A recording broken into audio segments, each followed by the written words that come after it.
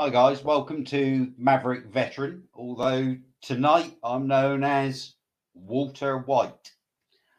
It's a bit of a sad day today, to be fair, because a good friend of mine and an absolutely 100% solid Patriot, after doing a live feed from Bath on, I think it was Bath, might have been Kent, but a live feed he did anyway, survival live feed on Saturday night, passed away shortly after the live feed finished. And that guy is Paul Reynolds, retired Royal Signals, an absolute quality bloke, known as La to many people because he hails from Liverpool. A great ally of mine for the last 3 or 4 years. We sort of shared information between ourselves, and I met up with him in London about 6 weeks ago, I think it was. So to hear yesterday that he died was a bit of a shock because, you know, he's young. He's only about 5 years older than me, so that would make him 63 because I'm 58. Believe it or not, you know, with my boyish good looks and witty humour. So my condolences go out to all family and friends of Paul Reynolds.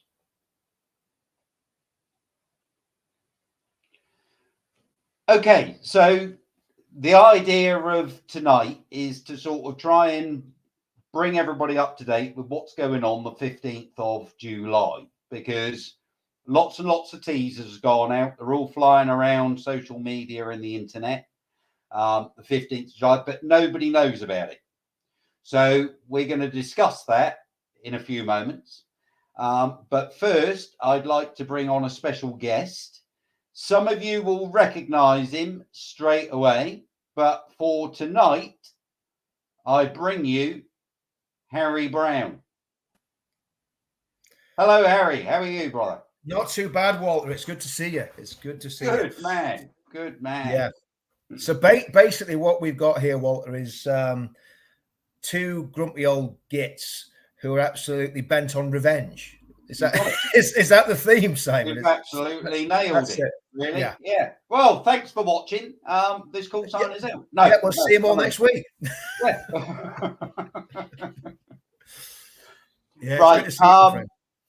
Obviously, we met in 2017, which was after the Ariana Grande concert bombing and the London Bridge attacks. And a policeman lost his life in the Houses of Parliament, carrying out his duties. And a movement was formed. And that movement really was Veterans Against Terrorism. Dan McDevitt founded that.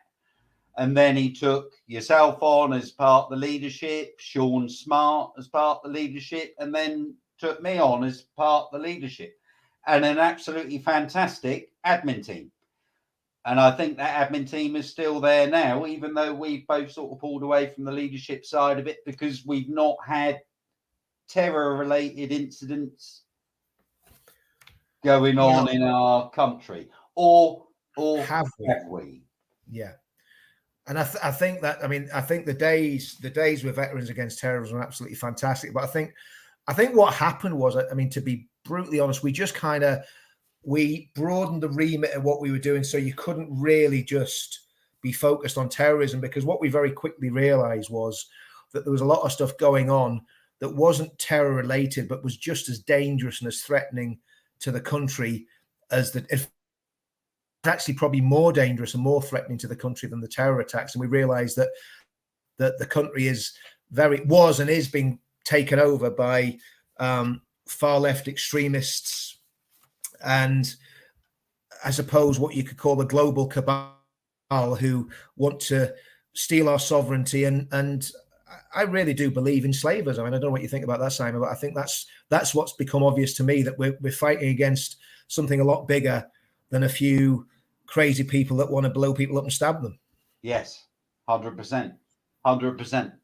So we sort of diversified a bit then, didn't we? Because we formed other groups like the UK Freedom Movement and Veterans for Truth and Freedom. And we're at the stage now, 6 years down the line, where we're trying to sort of resurrect Veterans for Truth and Freedom and grow a street movement that can put so many pairs of boots on the ground at the same time that it creates a huge eruption of people all in one place, in the hope that the fallout from that will land in such a way that it improves overall life for everybody throughout the country and only directly affects those that have really stitched us up over the last 3 years, especially, even though I think everybody is aware, especially those that were awake, knows that they've been stitching us up for decades. Exactly. I mean, I think that the seeds of this run very, very deep, and the reality is that I don't know, we call them the far left or the globalists or some sort of political elite, have been mugging us all off, to coin a phrase, for at least the past 20 years, at least since Blair came to power and really, pushed the fast forward button on the takeover of the institutions, what they call the great march through the institutions, where all these institutions have been taken over by far left people who call themselves progressives. This is what they call themselves, but really what they're doing is very regressive, because what they seem to want to do is take us through to pre-Christian times, let alone anything else. So, and I think it's it takes a long time for us all to wake up to that, especially veterans. I think one of the things about veterans is we're all very very trusting of the state, because we believe the state had our best interests at heart.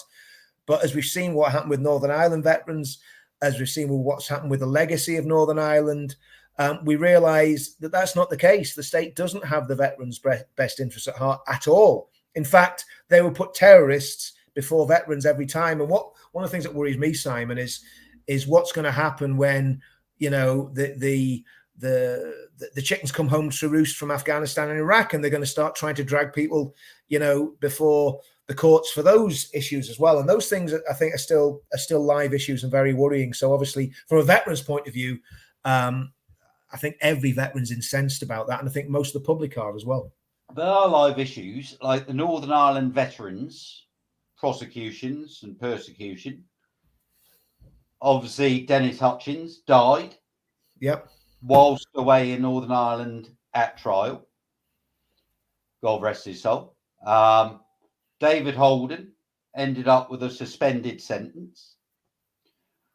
When we were informed and promised by Boris Johnson that if all the veterans voted for the Conservative Party at the end of 2019 and he got in with a decent majority, he would sort all this out within 100 days.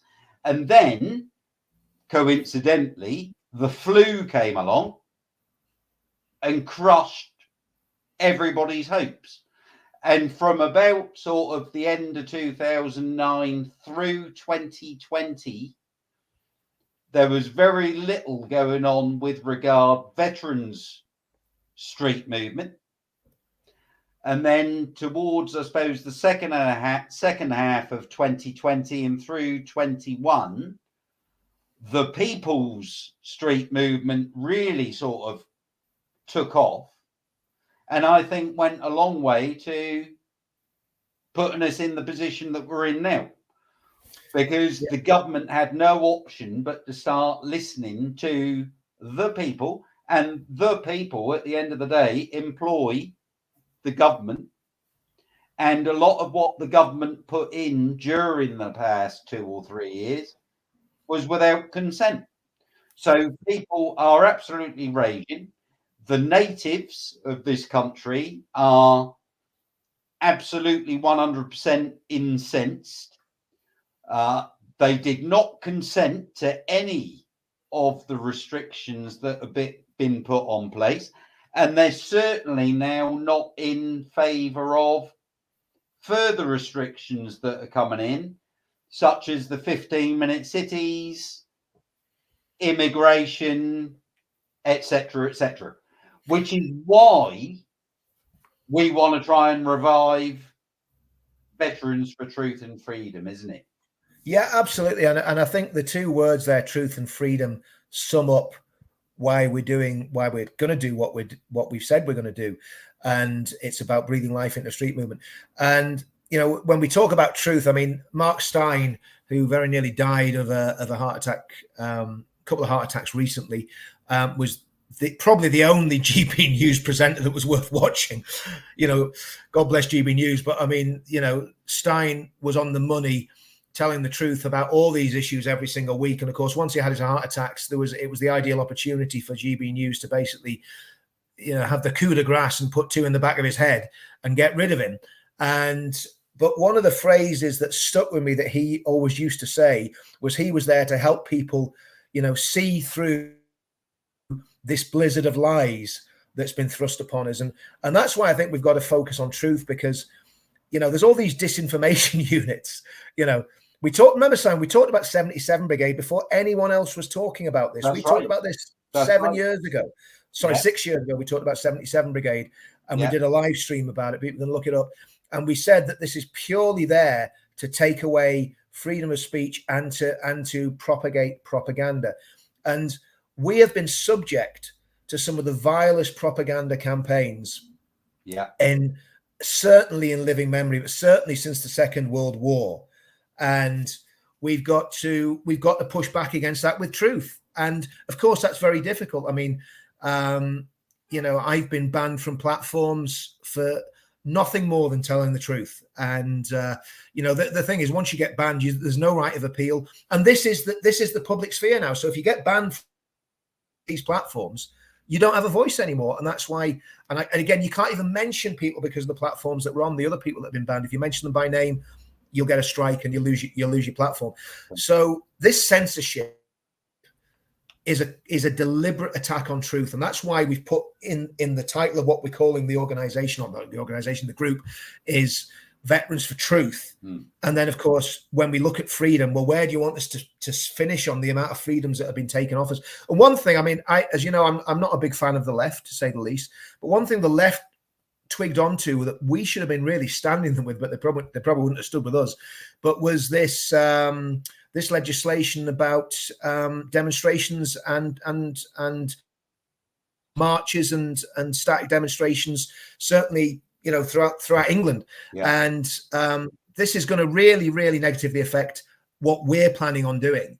But I think if we're clever, we'll get around it. And the reality is, if laws are unjust, if laws are basically taking away your rights, taking away your freedoms, then it's not just okay to actually break those laws. It's a duty to break laws that are taking away our fundamental freedoms, whether it's freedom of speech or freedom of assembly. And I think that's a massive battle that we're going to have to fight. And then, of course, the internet harms legislation, which is going to make internet censorship a million times worse, and is going to stop truth telling. So those are all live issues that we've been dealing with for the past 2 years, talking about. From my point of view, we did the documentaries, worked in the background on the documentaries about the grooming gangs in Telford. And again, there was a massive amount of information put out there, but shadow banned immediately. So the amount of people that actually saw those films was minuscule, considering the actual amount of effort that went into them. So I think truth's a massive thing. And then freedom of speech is just being slaughtered, as it has been. And again, Simon, when we did the mission statement for Veterans Against Terrorism, one of the main things we were talking about, some of the other lads in the leadership team were going, why are you talking about freedom of speech all the time? And I think we quite rightly said, well, we're talking about freedom of speech because that's what they're going to take away from us. That's paramount to everything. If you haven't got freedom of speech, then you're not going to sort of get the real truth out there, which means that you're basically in a society of lies. Exactly. Where there's no trust between anybody whatsoever. Now, I'm a bit of a TNF guy anyway. Yeah. And I know you're the same. Yeah. And there's and that's like a sort of a pandemic in itself, because it's stretching across. Nobody trusts anybody anymore. If you do sort of allow yourself to trust, you keep that trust down to a tiny little group that you can perhaps fit on one hand. Absolutely. You tend to sort of feed a little bit of, dare I say, misinformation and disinformation to certain people if you have got any doubts about them, and you see where that leads. If suddenly that misinformation that you fed in pops up somewhere else, that's proved your theory. You can't trust them, and they're out of your circle. Exactly. Whereas if within a few weeks it's gone no further, well, fair enough, you trust them that little bit more. Exactly. And we shouldn't really have to do that, should we? Well, I mean, the reality is that I mean, we're living in a situation where we're basically an insurgency using non-violent means. We're standing up against. It's kind of like it's kind of like the Star Wars thing. We're fighting against the evil empire. And I really believe that. I believe there's very sinister forces out there. And the worrying thing is these sinister people actually think they're the good guys. That's the frightening thing. They think they're right, and that's what should really scare us. If people are doing something evil and they know it's evil, they're going to have a problem with their conscience. But these people's consciences are so seared that they think it's right to push these agendas on our children, to push the sexualization of young people, to push this idea of open borders. The chant that you hear every time we do a demo. And I mean, I think one of the things we can say about our movement from the very inception, it was always multiracial, multi-religion. That's the way it always was. Okay, the majority of us were white because that's the demographic of the country, but it was a very, very sort of eclectic mix of people from different backgrounds and even different political thought, and obviously that was a lot of debate and sometimes almost confrontation, but we were very broad. We even went so far to protect people from the religion that we're not allowed to talk openly about. That's right. That led them into a position where they started groups of their own. Exactly. And we're still sort of loosely in contact with those people today. Oh, absolutely. I think we achieved a lot.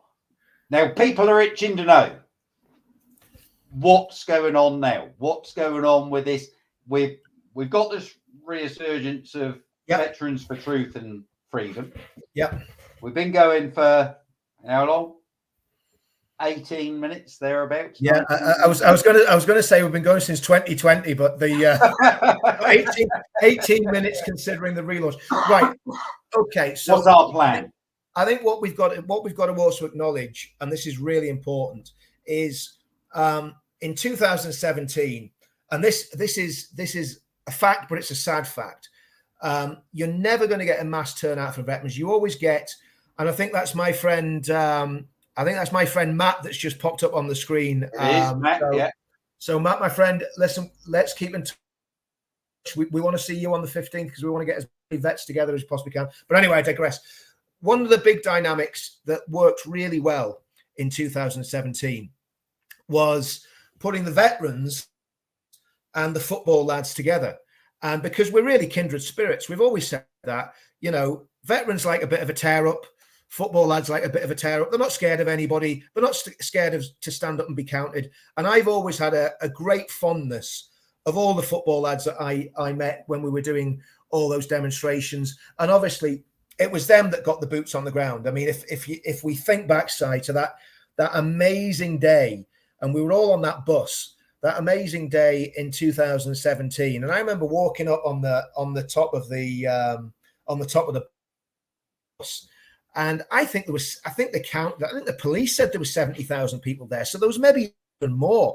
You couldn't see the end of the crowd. It was absolutely incredible. And, you know, the power of all those people coming together silently. And these were all football lads. These were guys that years ago, let's be honest, that had a tear up on the terraces, that had a tear up at the tube station or wherever, or a pub or whatever. And everyone stood together silently. And there was those passionate speeches by, you know, the veterans and football lads on the top of the bus. And yeah, and I mean, it was, you know, and it was, the reality is we didn't really do anything to facilitate that. It was the football lads, and they brought us in out of respect for the veterans, because that's how much love the football lads have got for the veterans. They brought us all together, and that worked. And it kind of, you know, again, I'm not going to go into the reason. It all broke down, and as things do, and people went their separate ways. But, and I'm not going to name names, obviously, about who's doing what at the minute, but there's a lot of guys in the football lads at the background that right the way, everybody thought that the football lads had gone away and it was, you know, it died to death. But speaking to them recently, they were networking in the background. They were building relationships, building friendships with other firms up and down the country, and basically putting that whole infrastructure together. So what we had at the time in 2017 was basically veterans obviously standing and saying, look, you know, we respect you guys for standing with us, and football lads standing with us. And the two came together.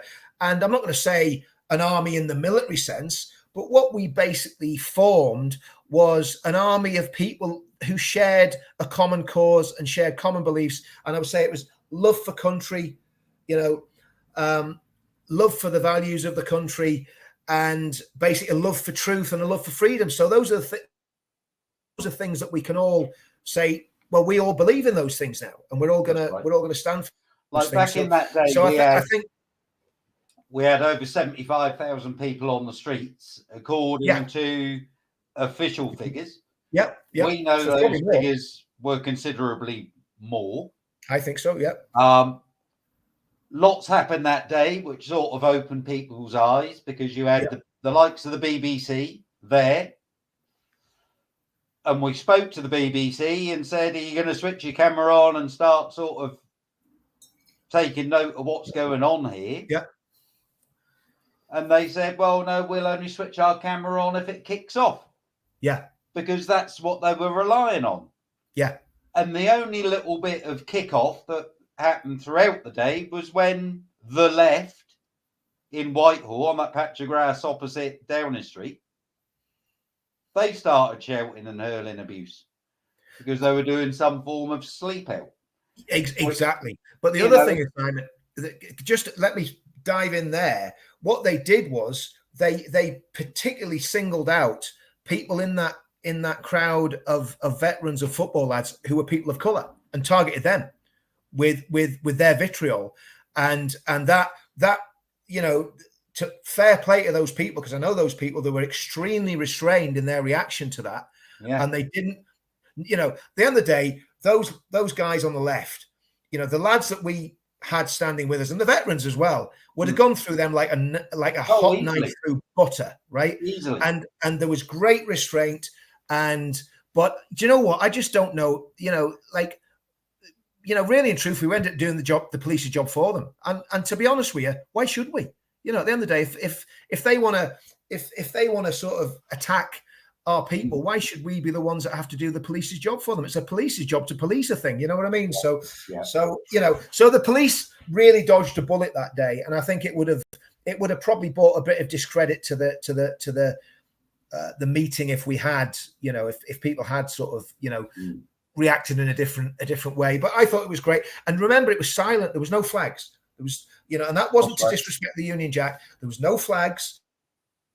There was a few banners from the different for every football club. Carrying wreaths. Yeah, that's right. Wreaths from the different. Yeah, I walked around with a Southampton Football Club wreath. You did, yeah, all day, and laid it down on Westminster Bridge alongside all the others. Yeah, you know, so it was a cracking day, and it was an amazing day. And we've got to say it wouldn't have solved a lot of things, and it set up the movement proper. It set up the movement, and we've kept contact. Not, you know, we're not sort of swapping spit in the shower. You know what I mean? But we've kept contact with all those guys and girls that were basically there then, and the contacts are still there. And we've got basically what we've got is something that's ready to go. And if people want to get involved and stand with us, that's the appeal, really, especially veterans. I mean, I think the football lads will support this because, you know, it's you know, they're passionate about it. And there's a lot of things we've got to talk about, obviously. But I think what triggered this, Simon, though, is what is happening. And when I say happening, I mean happening, not what happened in Nottingham, but what's happened subsequent to Nottingham. In we're talking about propaganda and truth telling, and the chief constable of Nottingham, whatever his or her name is, I'm not sure. Well, I'm not sure about that, Simon, to be honest with you. That's another story. But possibly, well, it could be anything these days. It could be, couldn't it? That's the problem. We just don't know. Yeah, you wouldn't know. Allegedly, it's a her, but I'm not so sure.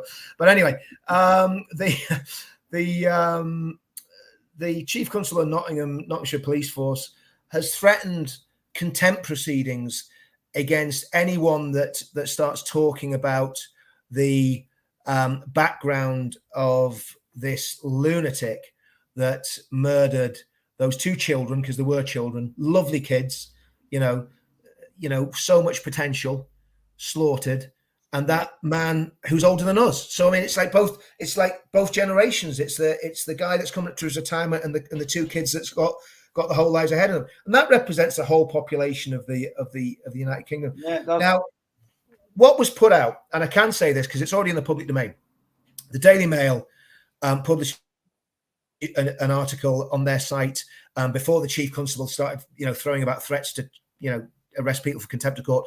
The Daily Mail put out a statement saying that there were rumours. Hi, Neil. There were rumours that this individual had recently converted to Islam, and Calvin Mackenzie, the ex-editor of the Sun newspaper, he put a tweet out saying exactly the same thing. Now, those two outlets, I would be very surprised if that is misinformation or if that is a lie. So why is the chief constable of Nottinghamshire Police Force basically putting a gagging order on the press? Well, I've my thoughts on why she or he has done that, but what do you think, Simon? And why is all of a sudden that a thorny issue that we can't talk about the religious background of the person that just slaughtered 3 British citizens in the street? It's always been the way, hasn't it? The minute you bring this sort of ideology into question, you close down. And we went through this in 2017 and 18. Yep. If we pursue this now, we're going to meet the same brick walls. And this is where I believe that what's going on in our country now, not just with, the murders, the rapes, the grooming of our kids, the 15-minute cities, the digital currency that's supposed to be coming in, the lack of freedom of movement, which is linked into the 15-minute cities. All these are issues that affects every single man, woman and child in the country. And unless we can get every man, woman and child in the country standing up and fighting for the freedoms that our collective forefathers fought tooth and nail for us to have, then what's the point? Exactly. We can all sit down and go on the keyboard and say, we should do this, we should do that. I'm not going to do another protest. I'm not going to do this. But what do you do?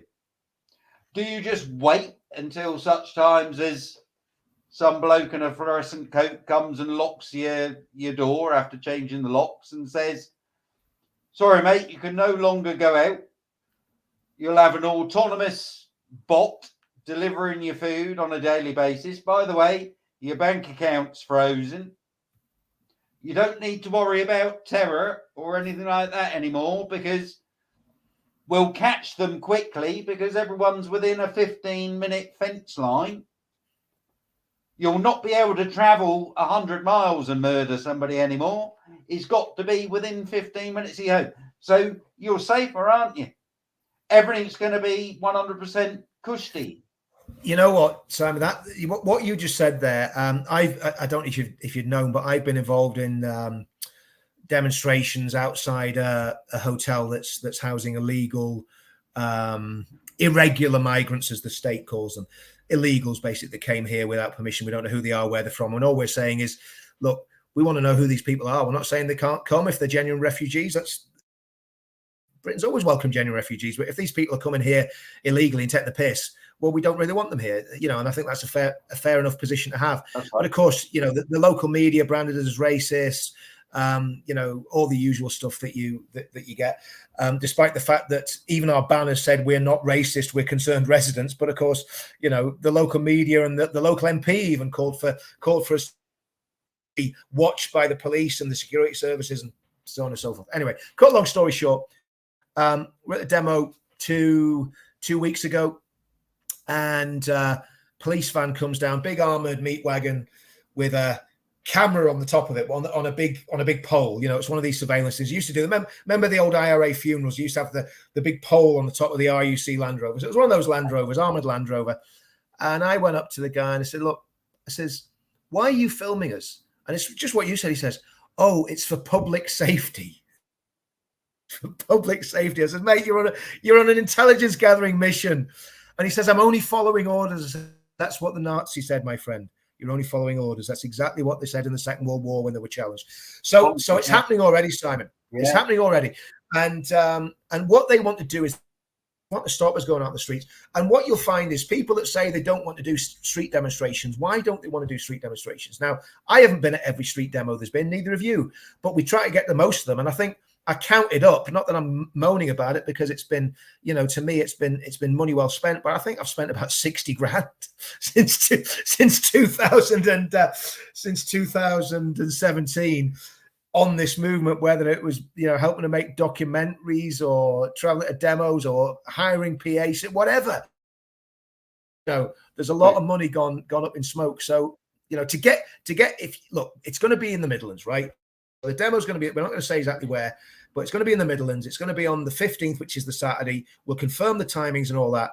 But if you're able-bodied and you're able, get across to the Midlands on the 15th of July, because it is, from what I can hear in the background from the football lads and different groups, it's going to be big. Right, so that's what we hope for. Hope we don't turn out to be false prophets.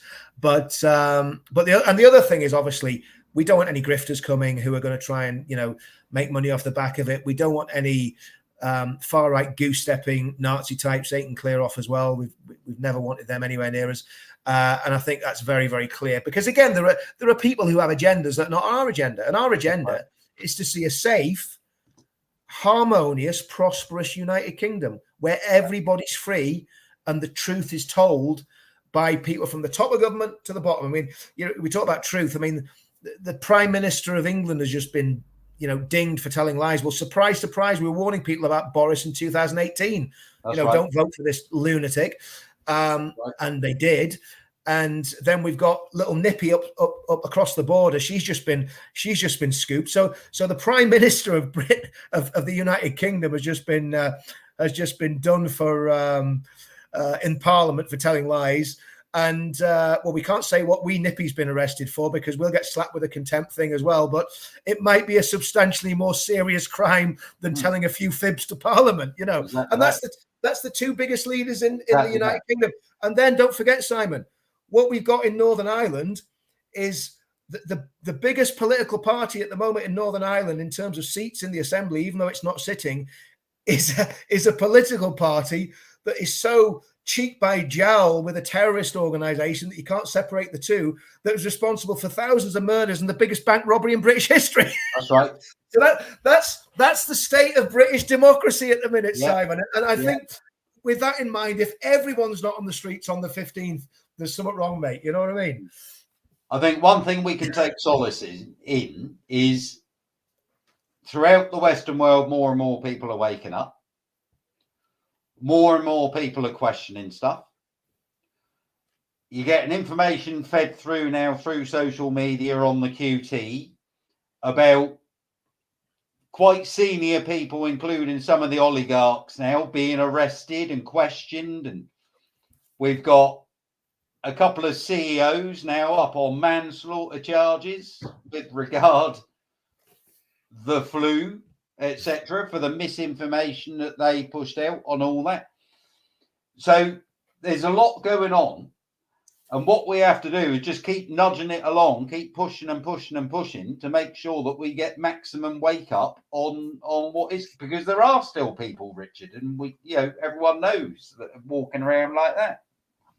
They don't want to know, they don't want to hear, they want to be spoon-fed bullshit at the end of the day.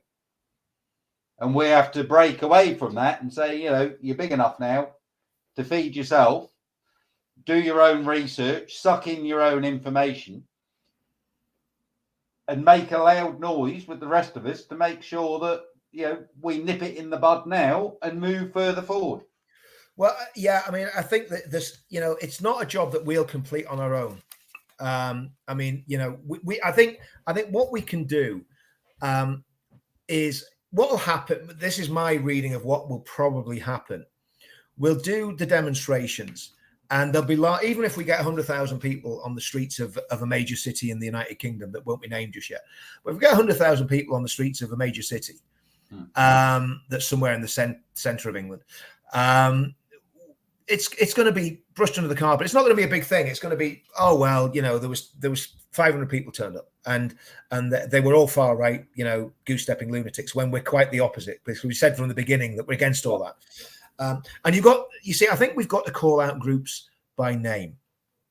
And, we have Stand Up for Rapism, which is the, probably one of the most abominable organizations. They turn up every demonstration. So we could be demonstrating, against honor killings. And we have done, right? We could be demonstrating against the treatment of Muslim women by Muslim men in certain sections of the UK. We could be protesting against grooming gangs, which have possibly raped 1 million predominantly white English girls, and we're doing protests against that. And these scum will come and stand against us and scream that we're Nazis and try and cause as much hassle as possible, and they get away with it. And they've all got good jobs. They're school teachers, university lecturers, and they're all funded. They're all funded. And they're all influential and influencing our kids. You look at Honor Oak is happening next weekend. Yep. I'll be down there again next weekend. We know that the left are going to turn up. Yep. We also know that the left will eventually, at some stage, turn around and start walking off, going home. Yep. Because they've earned their 40 quid. They've had their bus trip in, or their travel expenses paid. They probably had a bite to eat, courtesy of the unions. Yeah. So, that's why they get so many people turning up. Just Stop Oil. They're all paid. The tree huggers, they're all paid. It's only us that are right of centre that do this off our own back. We go to work Monday to Friday, and at the weekend we spend our wages on protesting. Exactly, on trying to save the country. And I think that's why I want to get under the skins of veterans and say, look, okay, you might not agree with everything that we say, you might not agree with all our theories, but stand with us if you care about the country, because that's, we've been doing this. And I think, and I don't want to denigrate anyone's service at all, but I think others feel that we've achieved more doing these, being involved in this movement and defending the country. And like this gentleman says, defending our kids, which isn't far right, it's just right. And, we've probably done far more doing this than we did even when we served, and we've all done most of us have done tours of duty, whether it's Northern Ireland, Bosnia, or Iraq, Afghanistan, or wherever. But I feel that what we've done in the past 6 to 7 years has been far more important than anything we did when we pulled the uniform on, because then we were like one wheel in a big cog. but we've been what militarily we'd have called a force multiplier, right? We've done a lot more than our abilities. Certainly my limited abilities. We've done a lot more than our abilities would actually really allow us. And I think that's a really important thing for veterans to get on board. If you join us, you can have a very, very real effect, you know, and just standing there with your medals and your berry on with football lads who are, again, not far right, but patriotic, lovers of the country. Proud patriots. That's what proud patriots. Boys and girls are. Proud patriots. And, you know, and there are some of the you know, the football lasses, if you like. Yeah. The lionesses. Absolutely. They're more tenacious than some of the fellas. Simon, I have seen more courage from women in this movement. And I'm not going to name them to spare their blushes, but there's women in this movement that have absolutely, and they're not transgender women, by the way. They're not women. No, they're proper old-fashioned women. They're proper old-fashioned, real women. And those women have got far bigger balls than a lot of the men, and that's for sure. You know, and that's absolutely true. And they will put themselves in danger, in harm's way, because they believe absolutely in what they're doing. And, you know, that and what does that do? That spur any men that see that are impressed with that, and it spurs them on to stand up and do the right thing as well. You know, I just think, you know, I think we're just really fortunate to have a few of them standing by our side, working with us on trying to sort of get this out there and try and get the street movement up and running again. Yeah, absolutely. Create the political earthquake that we managed to create. 6 years ago. Well, it's do you know what, Simon? It's unfinished business, and it is unfinished business. It's unfinished business with the football lads. It's unfinished business with and I know there's been a lot of tensions because of a lot of what happened with groups like Black Lives Matter and stuff that happened during the 2 years of craziness. But you know, we will do this, and we've got to do this, and I'm. You know, stopping isn't an option, really. It's just not an option. We've just got to keep going until we achieve our aims, and it's to bring this stability and this prosperity back to our country. And I think what we've got to do, we've got to find a way of making the politicians sit up and listen. You know, and we've got to find a way of discrediting these vile groups, like what they call it, hate, not hope. That's a bit of a parody of the group, but you know, or you know, hating for the hopeless. I mean, you know. These groups have demonized genuine patriots that serve their countries, that have wanted nothing but the best for the people that live in this country of all races and all backgrounds. And those scumbags, those far left, you know, scumbags, many of them are affiliated with Antifa. And I've been doing a lot of digging into these groups, Simon, and believe you me, you know, when the time comes, you know, if they annoy me enough, I'll publish what I found on these groups, and it will certainly send a shockwave through their offices, whoever they are, when and if I decide to publish those investigations that I've been doing on these people. But anyway, I'm getting off on one, but yeah. So 15th of July is when it all starts again, and. So when will we? Obviously, that's a month from now. Yeah. 1 calendar month, isn't it? Thereabouts, give or take a day. Yeah. When can we tell the people, do you think? Now, I know we're going to have a chat after this, along with the rest of the crew. Yeah. Who we rely on 100%. Oh, absolutely. Yeah. When do you think we should release the town, the city, the village, the location, so that people can start making plans should they wish to attend? And hopefully they do want to attend. Well, I think we've got to talk to the guys in the group, because obviously this isn't just the what are we called again, Harry. This isn't just the Harry and Walter show. This isn't just the Harry. We should actually do that, a live stream called the Harry and Walter show. I think we've got one of them years ago, mate. 70s. What was that? The Muppets did one in the 70s. They did, didn't they? Remember the two grumpy old. That'd be good. We need to get one of those little balconies that we can sit in and throw ice cream at people. Nice. Yeah, the Harry and Walter show. So we need to have a chat with them and just see that everybody's exactly on the same page, that we're all agreed on where we're going to do it. I mean, I think we are pretty much, but just close that off, solidify everything. And if everybody's happy, then we can either announce it on the page, or we can do another, we can do another stream. I mean, tell people what, where we've got to and what we're planning on doing in a bit more detail. But I think what we say for now is just say, look, keep the 15th of July free. Yeah. And wherever you are in the world, just get into a city somewhere in the middle of England. We'll keep firing information through. Yeah. Like we have this last 2 or 3 days with the Lions and the 15th of July, and advertising this we chat now. So if we keep feeding that through, and we'll take it from there. And obviously, if anybody that's watching now has got any ideas, then please fire it through, as a message. A lot of you have got my phone number, so you can even fire it through on Signal or WhatsApp or something, something that's reasonably secure, as opposed to open source with everybody reading it, because somebody out there has got the key to how we deal with this, and we just haven't discovered that person yet. And it's probably a really, really simple solution that would just kill everything off. I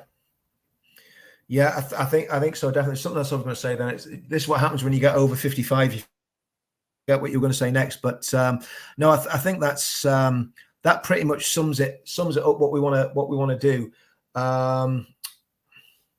Can't remember what I was going to say, Simon. You have to talk, because it's totally disappeared out of my frazzled brain. I think that's it. Yeah, I think so. A couple of people have asked, where's Rolling Thunder? Remember what? Sorry, Simon. I honestly don't know where Rolling Thunder is. I've got a couple of contacts that were part of Rolling Thunder. I'm not sure if I was ever on their group, to be fair, because I've relied on other people to sort of get those organised. Yeah. But those people are no longer sort of with us or part of the movement. So I'll make some inquiries and see if Rolling Thunder will be interested as well for that, because that's always a good spectacle, if nothing else. And it also, it irritates the authorities a little bit, because they have to plan road closures, escorts, etc. So it ties up a lot of manpower. And we know that works, because that's how the left win things over. Exactly.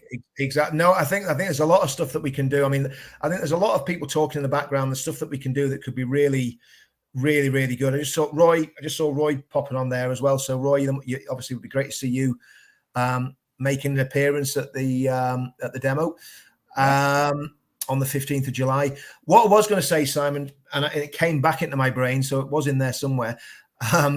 If we could put the links to the pages, because a lot of people won't know these pages, because we kind of set them up. Me and you set it up, I think, in 2020, when obviously we realized it needs to be broader than just against terrorism. And I'll add links to the groups and the pages that go with those groups. Yeah. And including my bits and bobs. Yeah. And I'll put them all in. I'll go in and I'll put it all into the descriptions. Yeah, and we'll put it on UK Freedom Movement as well. And it'd be good to actually chat to whoever's running Veterans Against Terrorism now and get those guys to share these pages as well. Because obviously it'd be great to see really a reunion, I think, of everybody. It'd be great to see everybody and get everybody, since the beginning. Everybody sort of cocooned away and moved on with stuff, and it's understandable, because nobody's been allowed to do anything for the last. No, exactly. And I think we've got to get to that stage where we're saying, well, we're not going to put up with that sort of mass censorship and being closed down and not being allowed to speak or move like they did during lockdown. And we can't let that happen again, because they're talking about, you know, climate change lockdowns now, which is just absolutely ridiculous. But it wouldn't surprise me that, you know, that'll be the next thing that they're basically. We've got the lawful rebel here. Look. Good stuff, brilliant. That's all constitution, that is. Yeah. Now, Nathan and Gary and all the people that sort of work alongside Nathan and Gary, they're fantastic. Like, I learn lots from these guys. Yeah. Stuff that I would never have known about, you know, to be perfectly honest, if they didn't exist. So we need to perhaps feed into them a little bit as well. Yeah, absolutely. They understand the common law. And the common law is the law of the land. Whereas statutory law is for commerce, and it's the law of the sea. So, well, we're on land. So it's common law we need to be following. You know? So no, absolutely. And I mean, if that can be used and used well, and it's done, you know, with sort of proper legal opinion, and we can use that when we're doing activities that, you know, that people, you know, might try and stop us doing. If we can do that under, you know, under these auspices, we've got absolutely nothing to lose. Yeah, exactly. That's it, because we're losing everything. Nothing to lose at this point. So we need to use every arrow in our quiver. And fire them off in different directions. And see what information we receive when we go and collect them all up. Because there's, like I say, you know, we live in a country full of experts. And there's me and you, two worn out veterans who just, all we do is talk for a living, really. Yeah, absolutely. All right, I go to work Monday to Friday and make bodies disappear. But the rest of the time, I'm just gathering information and throwing it out there. In the hope Simon, that I'll snare somebody to give me information. I think that's the best chat up line I've ever heard. I make bodies disappear for a living. Absolutely super. Can I just say before we go, I think that's why I've got all these exes, isn't it? Yeah, exactly. Single, isn't it? Walter White, you know, that's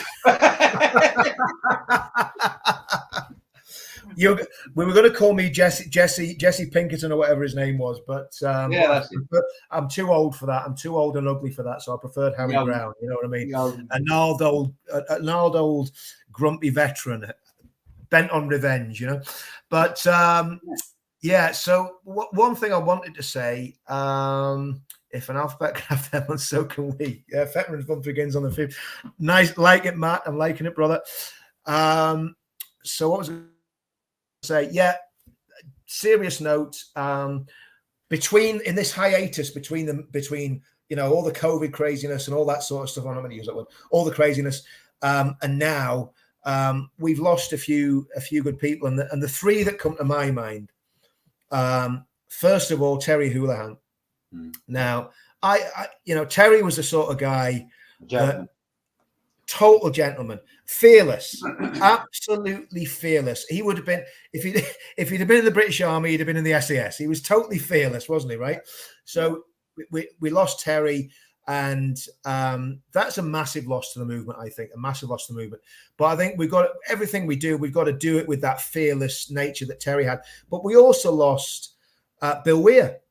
And Bill was a thinker. Bill was a quiet man. He was a veteran, and he was very, very thoughtful, and he was one of the nicest, gentlest. He's seen it from both sides, hasn't he? Because he's seen it from the veteran side, and he's seen it from movements that he's been involved in. In the what I call the real world, what other people call Civvy Street. Yeah, exactly. So and he was, you know, and so he could see how you could cross-fertilize things to make something work. And he everybody I don't know anyone didn't love Terry and Bill Weir. And then, you know, the other one that just comes to mind with me is Mickey Hopper. And I don't know how well you knew Mickey, Si, but I mean, I spent a lot of time with Mickey when we went to. Too well, I knew him to sort of say hello to. How are you? Oh, he was but great. But this is the thing: we've all got these different connections, haven't we? And then when you lose one, it's real. But Mickey was an absolute legend boxing wise. He was a heavyweight boxer. I mean, he could, hands like shovels, but he was the most gentle, kind man that you could come across. But again, he was a thinker. He was hard as nails, but he was a thinker. And he came to Speaker's Corner. We face down. There was Islamists, and there were Islamists. These were people who supported the sort of jihadis and so on and so forth at Speaker's Corner, and they were bullying Christians and women and remember Raj Singh, the Sikh lad, and I think there was a couple of homosexual guys that were getting bullied by these Islamists in Speaker's Corner. So 15 of us turned up at Speaker's Corner. There was a couple of hundred, but the police basically cut the thing off, and we managed to get 15 people in. And Mickey Hopper was one of the guys standing there, and there was some other guys. I'll not name them because obviously, for reasons, but standing shoulder to shoulder with us against these jihadis, basically. And he was totally fearless, absolutely, completely fearless. And they're sort of spirits that the personalities that we want involved in this movement. Again, not one of them was racist, not one of them had a bitter bone in their bodies, but they were proper blokes. They were fighting men, whether they were ex-military or whether they were just scrappers or boxers like Mickey.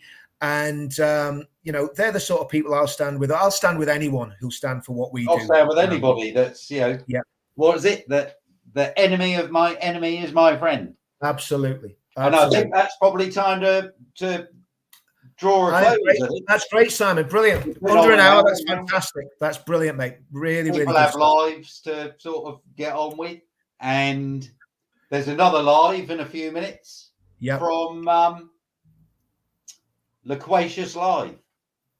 So if you're into that, get across to that.